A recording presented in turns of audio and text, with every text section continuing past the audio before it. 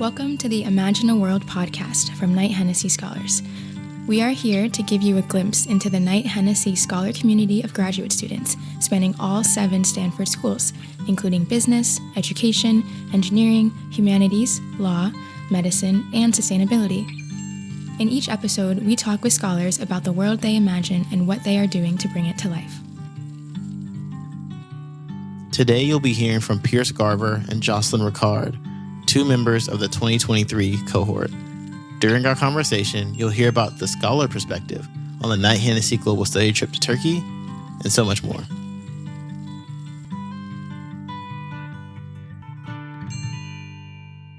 Hey, what's up, y'all? Welcome to another episode of the Imagine a World podcast. I am your host for today, Willie Thompson, and we've got a special treat for y'all today because I have not just one Knight-Hennessy scholar, I have 2.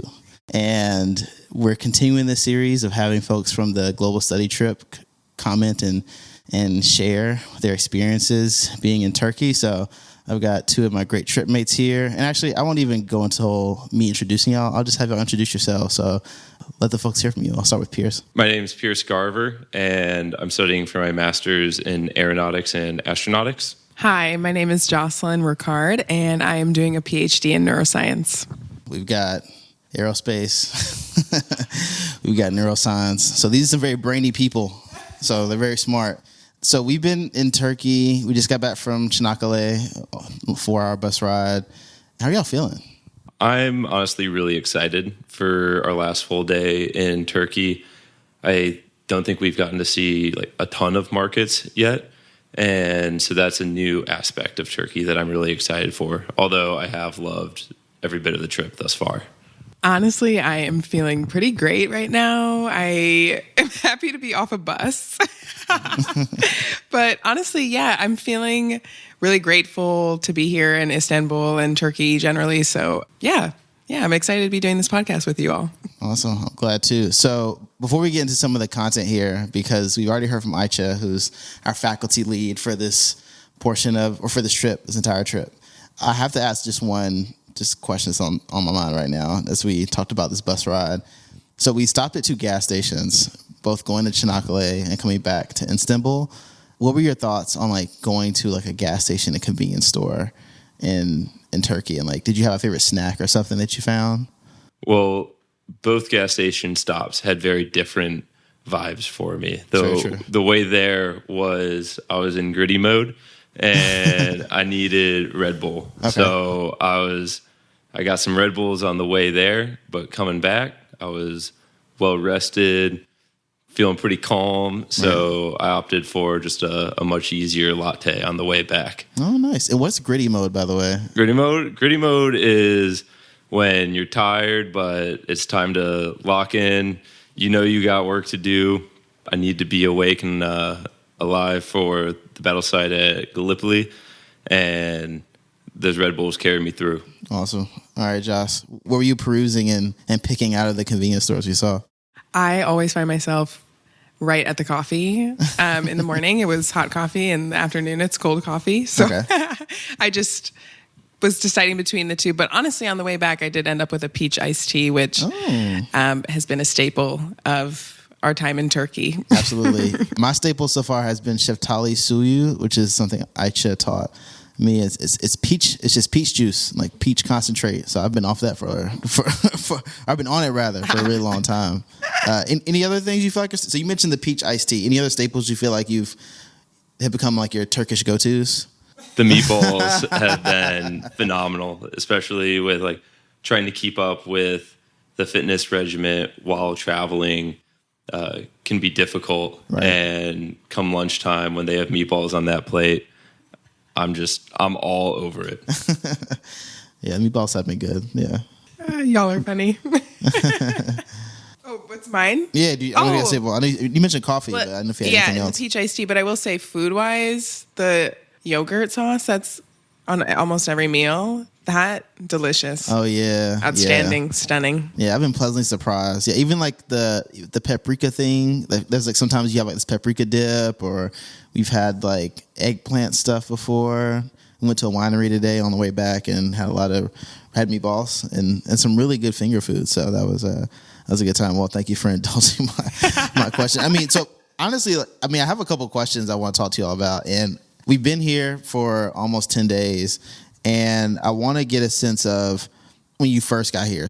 I'll just be honest. When I first got here, the first thing I noticed was a Popeyes in the airport, which I was not expecting to see.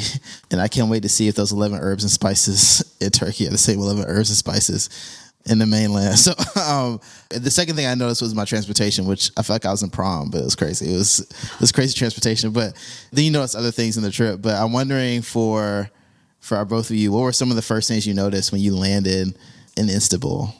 I think two things stood out to me most. The first has to do with KHS, and it's just the extreme generosity of a trip with Knight-Hennessy Scholars. Mm-hmm. I don't think I've ever traveled quite like this before. Mm-hmm. So the first thought was immense gratitude. Mm-hmm.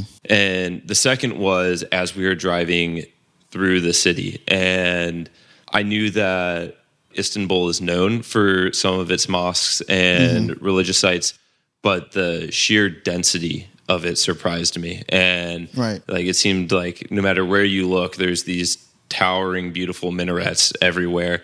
And they just only look better when the sun's going down or rising. And that really struck me. And I think it just inspired me to see the beauty of this massive, massive and historical city.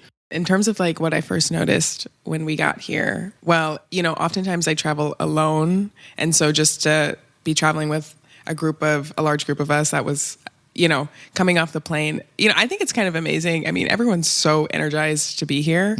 So that was really exciting, including myself. But, I think when it comes to Turkey, I realized just the sheer number of Turkish flags that are in like every part of the life here. You're just walking down the street and it's almost everywhere. And, you can find definitely spaces like that back home. But I really do think that the density of the flags around have been really visible to me. Yeah, those are really good observations. I also definitely noticed, especially living where we do in Palo Alto, like you don't really see mosques, for example, and to see so many mosques and to see like the architecture and to have a great tour guide like Ali give us all the context and the history and just off the top of his head is really cool. And yeah, we see some really big flags, Josh, to your point. I think there's the one flag we saw was I think Ali said it was like half a ton or something like that. 1.5 tons, something crazy, like this huge Turkish flag. So yeah, it's really cool to see those red banners flying in the sky. Given what you noticed first, almost at the end of our trip, and I'm wondering, and I asked Aisha this question, what have you been reflecting on and thinking about during our trip so far? We've seen, I think, 6 to 7 organizations, and we've also had a chance to go to different regions and places in Turkey. And so I'm wondering we have one more work tomorrow in a boat cruise, but I think we're over 80% of the way there. So what are some of the things that are percolating for you when it comes to this trip and what you're going to be carrying with you as you go back to Palo Alto, as we all go back to Palo Alto? I think for me, what struck me most throughout the whole trip was a memorial at Gallipoli to all the Anzacs who fought and died there. And the reason it struck me so much was it was essentially an olive branch extended by Ataturk. And it described how the Anzacs came and fought and died, but this is now their home and that they're at peace here. And I thought that was such a humble and profound thing to do for a government, especially after Turkey won that battle, but they're on the losing side of World War I. Right. So to not be the victor and still have the humility to do that.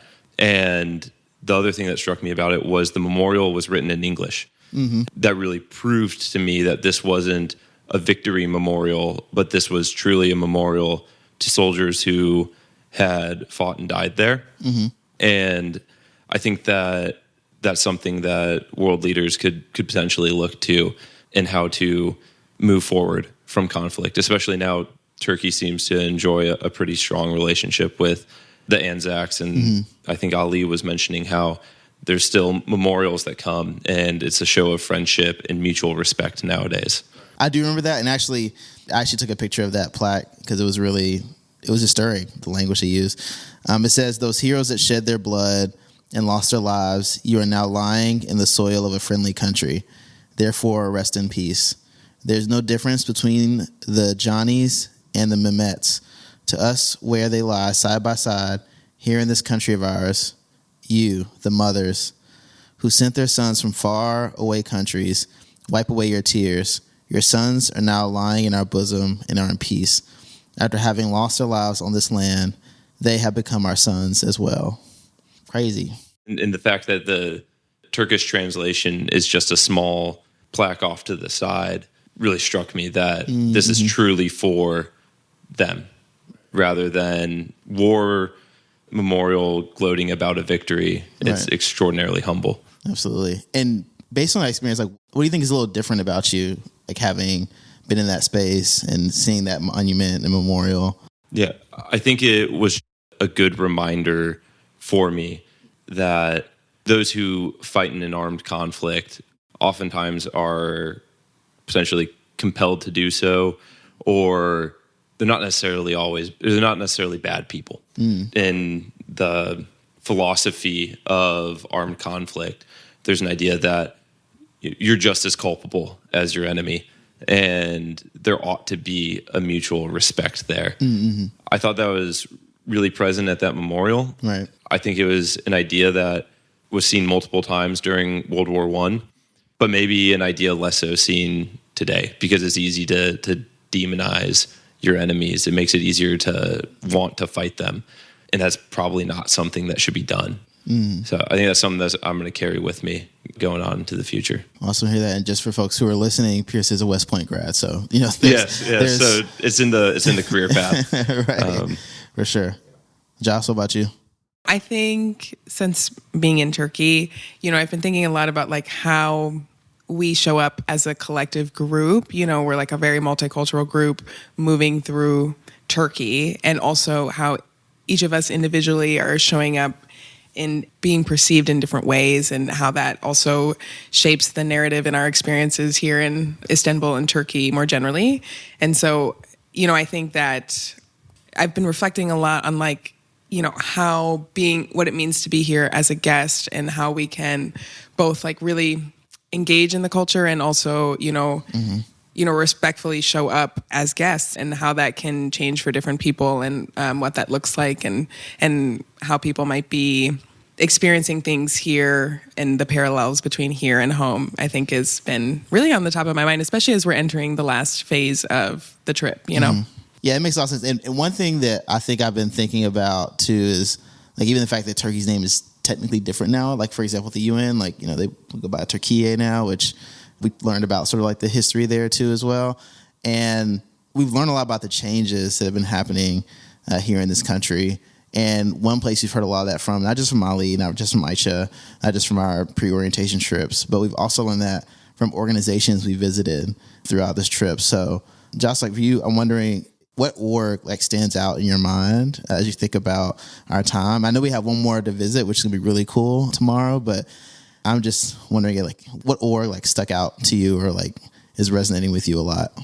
Well, all of them were, I feel really grateful to have been able to meet with them and chat about their experiences. But I think the first one, the Migrant Solidarity Association, they do a lot of incredible work around assisting refugees in Turkey. And one of the things that they had said and that had really stuck out to me was just how the idea, sort of the founding principle of assisting refugees with assisting the refugee crisis, what is current and always top of mind for them, they had mentioned was almost like an old problem for the world. It's like the world had moved on while they were still working through and fighting these everyday battles. And I think that is something that just like, and I was talking with Mung as well, another fellow scholar on the trip about this, and just like how much that really has like sat with us and the community, because, things that they're really struggling with funding. And so it's like,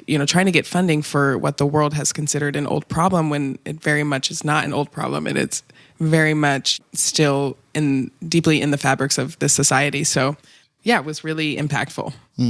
Awesome. What are you feeling that's a little bit different about you now, having been either on the trip or even meeting with the MSA or just any other part of the trip? Like, what do you feel might be a little bit different about you as you go back home to Palo Alto?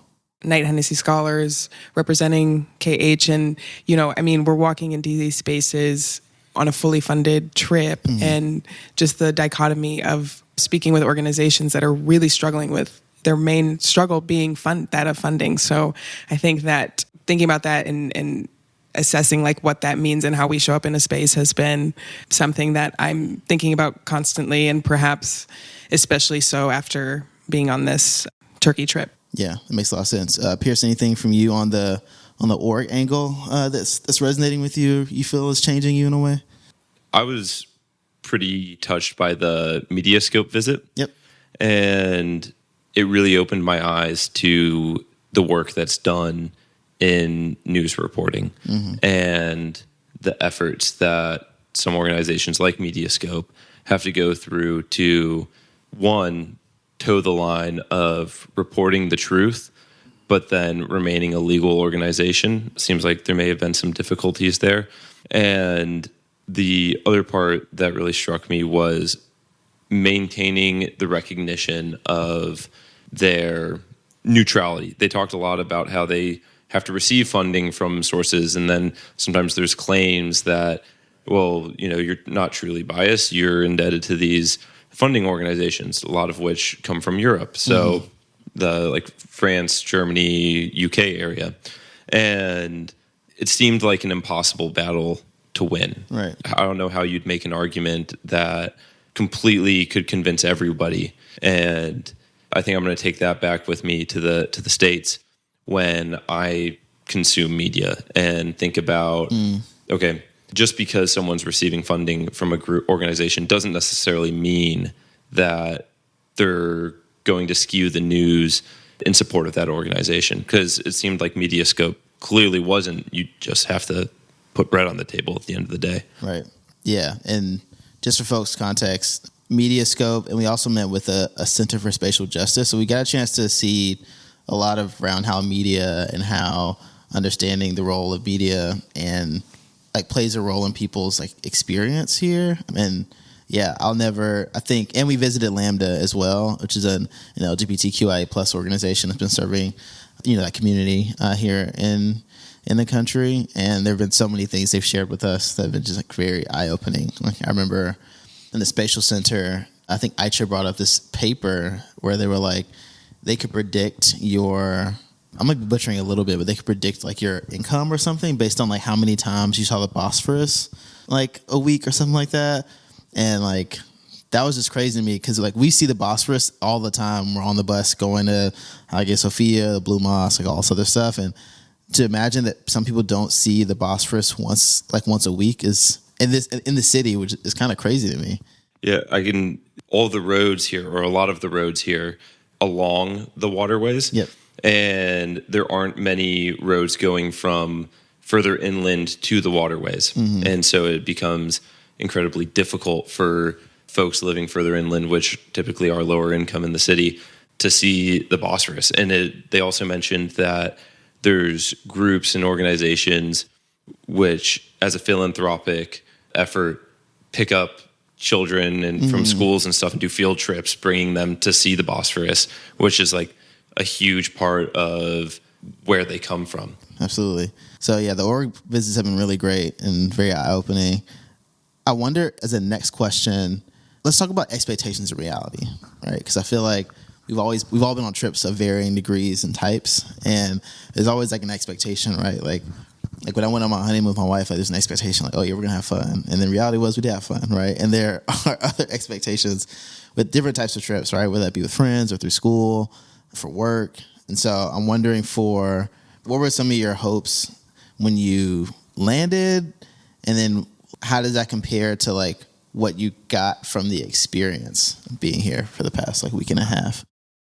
I would say for me, well, as someone this is one of my improbable facts, is that I studied abroad in undergrad 6 times. So I've done these like group. You a vet. Yeah, I've done these group study travels a number of times, and all that to say is just that, you have a lot of different people and personalities. And so, and of course, like what comes with travel is a lot of, stress. People are tired, people are jet lagged. Right. But I have to say, like, this group has been so wonderful to travel with. It's been, honestly, I would rank it as probably my best and easiest group to travel with. It's been honestly a blast. And, I think we're all experiencing Istanbul together. And I think that has been a really wonderful bonding experience. But I will say, like, I was expecting it to maybe be a little bit more stressful, but, it's actually been, for even like, those moments that don't go the way you think they're going to go. Right. I think that the group's been wonderfully adaptable. So that's been actually a really wonderful reality of the trip. Yeah, for sure. Yeah, I'd agree with that. And I expected it to be socially exhausting in the same sense that, at least, I don't know about y'all, but I felt like immersion weekend was. Oh, interesting. I remember at the end of immersion weekend being like, I have no capacity to talk to people anymore. And it took a couple days to recover. And I imagined this trip would be the same, that by like, at this point, we're almost done with the trip, that I'd just be like, brain, turn it off. But that hasn't been the case. And I still have energy. If anything, the trip's been more physically exhausting than it has been socially. I mean, we're on our feet, we're walking around out in the sun. It was hot those first few days. Super hot, yeah. And physical exhaustion, I think I can recover from much better. You just need a good night's sleep. Yeah, absolutely. The one thing, we didn't talk about this at the top of the pod, but one thing that has been wild about being in Istanbul is these hills. When I tell y'all, we have climbed mountains, literally, tired, hot. Yesterday, when we were in Çanakkale, or was that ASOS? We went to a temple of Athena that's at the top of this hill. And man, I started getting flashbacks to switchbacks on hikes, given how deep the incline was. But the top of the mountain was very beautiful. It's very beautiful. But man, we've been climbing, to say the least. Jocel's over here laughing so much. It's okay to laugh. Thank you. I think y'all are just so funny, for real. Do you have a favorite hill? Do you have a favorite hill from the trip? Favorite hill? It's not the Athena Temple hill that you just referenced. Okay. I think my favorite hill might be the one that this hotel sits on, coming up from the Bosphorus. Oh, yeah. And it was like our first morning here, and another scholar, Chris, and I, we went for a run. And man, running down that hill was great. And Chris and I went different routes. And then on my way back, I saw Chris running up the hill, and I saw him, he took a stop, sort of looked at the hill, and then started going again. And I was running with him, and then there were dogs that came out, and we didn't know the dogs were so friendly here, so then we had to react to that. We were like, these dogs are going to attack us. It was a fun start to the trip, running up this hill / not running up the hill. For sure. It all blends together for me right now, so I don't really, all the hills stick out. And none of the hills stick out. They all felt the same. They all felt the same to you, for sure? Yeah, okay. All right. That's fair. Honestly, it was a missed opportunity on this trip to play more Kate Bush. We could have played more Kate Bush, like running up these hills. We really could have. It's a missed opportunity. It's a missed opportunity, for sure. We still got a day left. I'm highly confident we'll have a hill tomorrow at some point. But cool. I mean, yeah, in terms of like the trip, so we talked about some of the programming formally, seeing all the orgs, seeing all the places. Talk to me about some of the social group things that have been really fun for you. I mean, for some reason, we've been really into polling in our WhatsApp chat. Like, that's been fun. Can you just share a little bit about the relational aspects of what the trip has done for you with the folks in the group? Well, for me, there are people in the group that I would see at Denning, but haven't really had an opportunity to chat with. And I feel so much closer to like the entire group. I mean, it's really been such a fun time. I will say there was, there's been so many like conversations over dinner where you were just like talking and laughing about, for example, these polls in the chat. Like, for example, do you believe in soulmates? People are divided. It turns out. I'm gonna pull up a couple of these polls in a second. We're just gonna run through them. Please do. The community is divided. It turns out.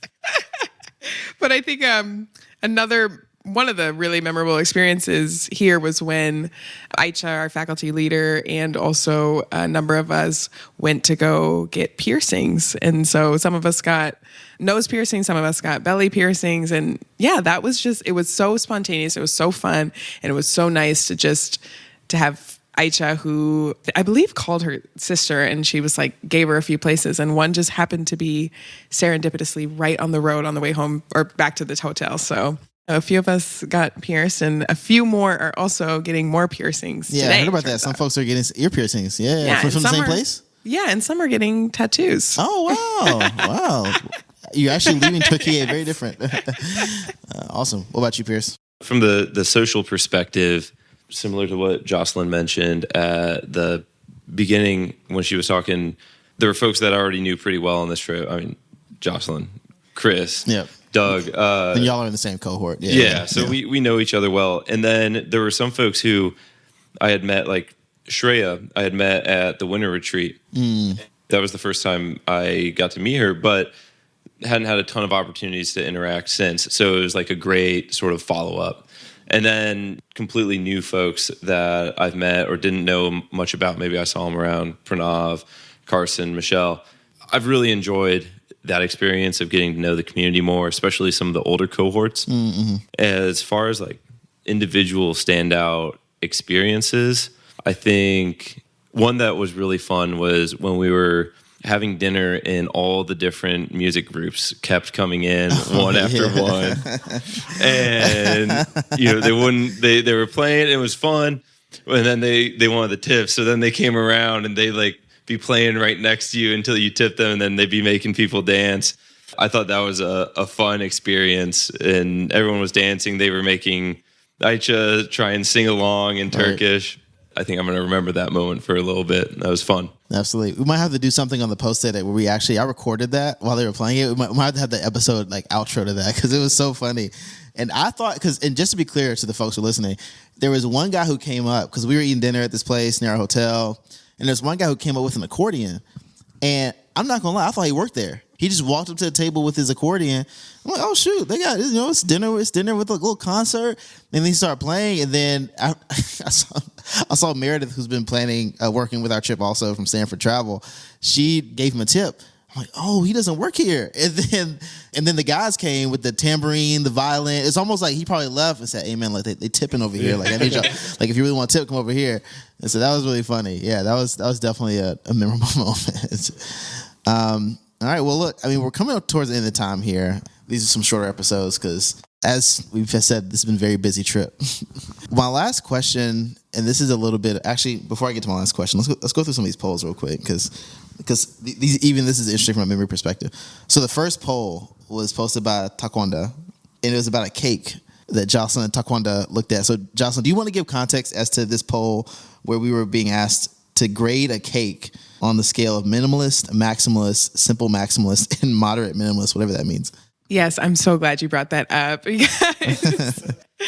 Okay, so for context, we had come across this cake shop, and there was a bunch of cakes in the window. Mm-hmm. And we were like, oh, if you had to pick which cake, which one do you think best resembles who you are? Mm-hmm. And I picked this cake that I describe as simple maximalist. Yeah. I think that's how I would describe my aesthetic and what I wear and the jewelry I wear. Yeah. And so I just felt that this cake really was a simple maximalist cake. But Taekwondo was saying that she's like, no, this is maximalist. And we're like, well, why don't we just poll the community with a KH. And turns out majority of the community agrees that it is simple maximalist. But you know what I will say, I will do a shout out that enough people think it is also maximalist. True. And I think from then on moving forward, we became a community that polls each other because people are divided on these topics. For sure. I'm even looking at some of these. I mean, we had some of these are pretty unanimous. Like, would you rather go to the moon or go to the Mariana Trench? I think there's a running theme that people in our group are afraid of drowning. So anything related to being stranded near water has been a topic of discussion. And then even the one today, we were talking about how often do you clean your water bottle, which I was shocked to see that some people clean their water bottle once a year. It's so funny. Yeah, I mean, I think you all have articulated really clearly like what it's like one of the big purposes of this trip, it feels, is to bond and to build better community with scholars across cohorts. And we've been able to do that in a multitude of ways. And as we end this out, I want to take a little bit of a pivot here and just say, do maybe like a little rapid fire situation. Okay. We're going to do maybe like three rapid fires. And then after that, we'll leave for closing thoughts, and then we'll wrap up because we're going to dinner tonight. So the first one is best meal. Today for lunch at the winery. Okay. That was fantastic. Okay. The winery. Okay. They had the meatballs. It had the meatballs. Yeah. It had fantastic bruschetta. The wine pairings were phenomenal. Yep. And then there was good bread. I don't know what I could have asked for. That was more. For sure.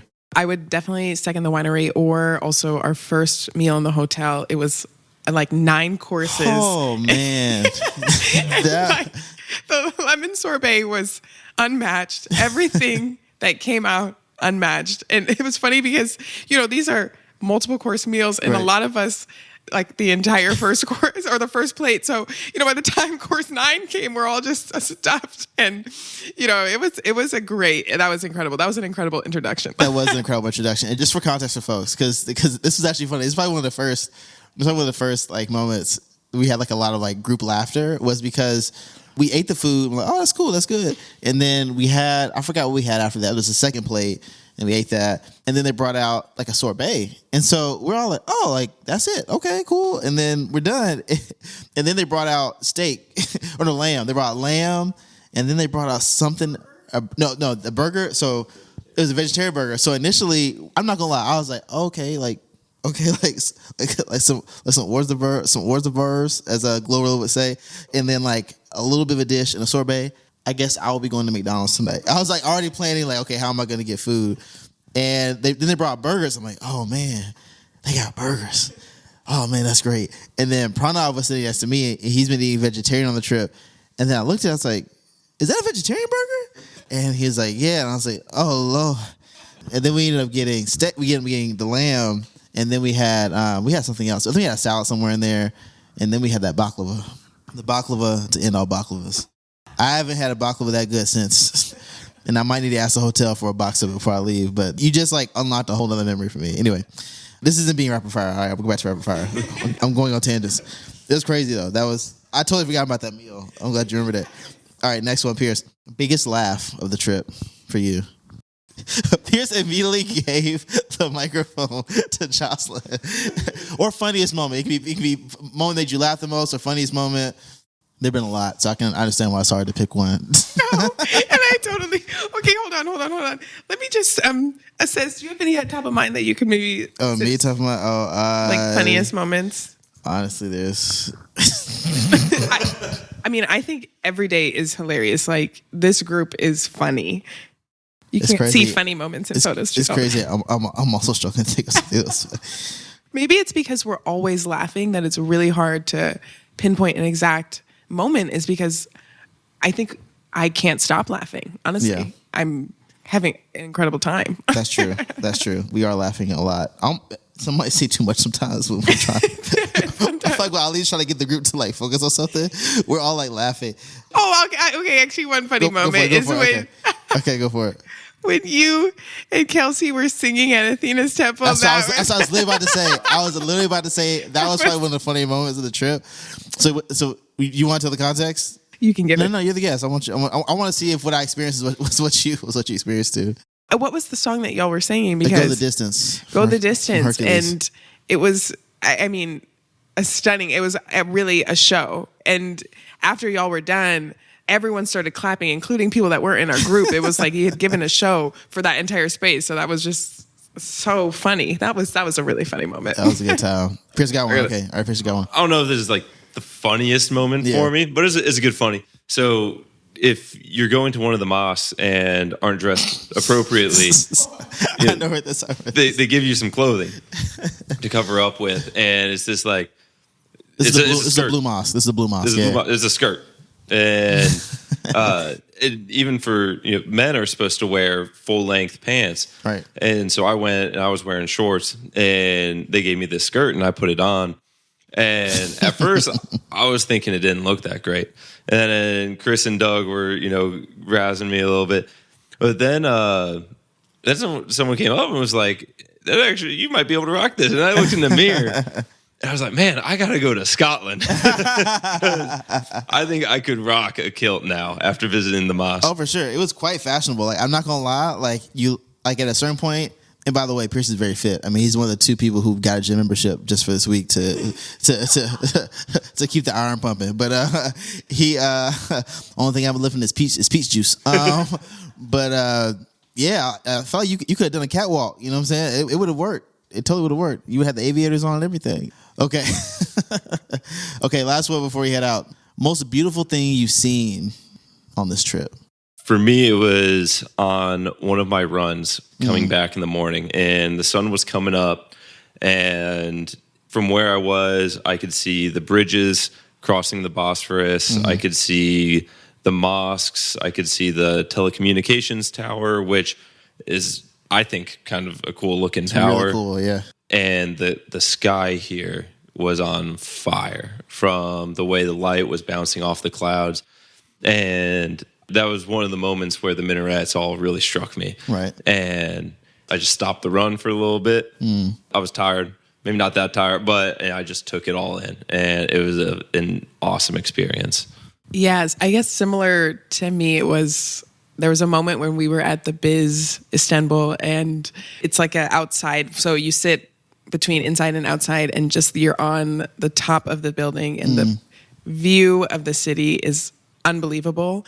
But on top of it, it was nighttime and it was raining. So it was really I thought jaw-dropping, honestly. I found it to be so peaceful. And then, I'm with all of these people in the group, and it was such a moment where I was like, I am having so much fun. I am so happy to be here in this moment. And yeah, that was a great scenery. Awesome. Well, I think mine was probably the Hagia Sophia. That was pretty good. Like that was that, and the palace we went to, because I remember we went to that huge, the architecture on the trip has been mind blowing to say the least. And we went to this huge room in this palace that's on the water, and literally just was I was stuck looking up because there was so much intricacy. There's so many intricacies in the design and everything. So, man, we've had a really great trip.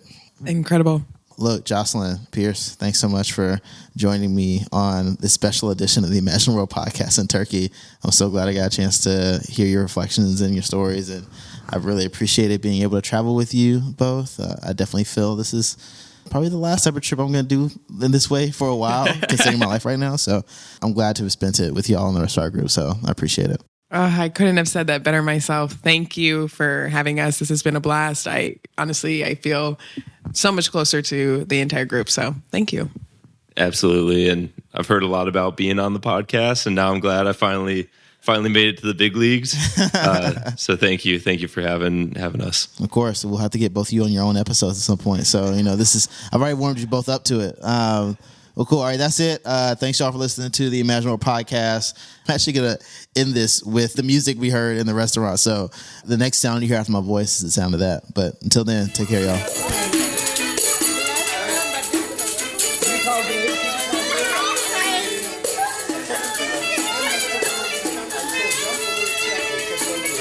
Your colleague beat you to the punch.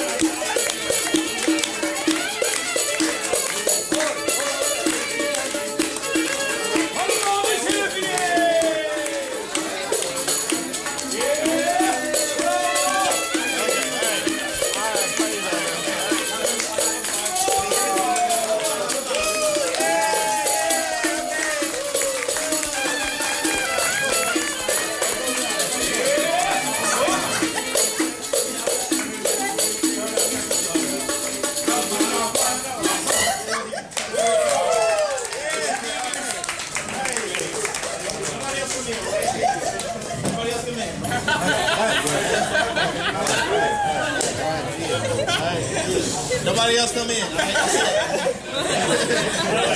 Well, I was giving him a 5. That would have been a little low. You must give him 500? No, 5. Oh, 500. That'd been bad. You gave him 16 cents? For the joke.